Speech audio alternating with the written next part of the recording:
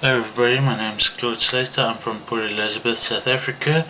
Welcome to my channel, Claude's Lego Tutorials, Lego Reviews, Toy Reviews and Travel channel. And today I'm doing a review on Lego Jurassic World, and it's set 75926 and it's the Pteranodon chase. As you can see, there's a Pteranodon.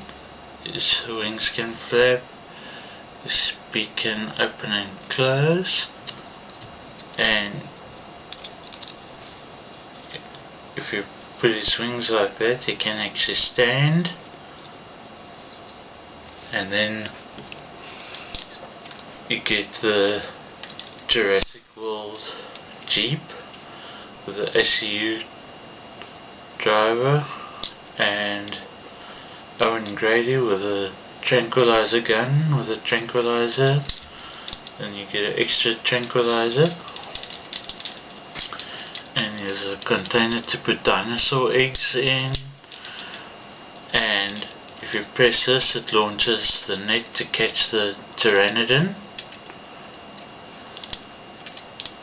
and goes like that.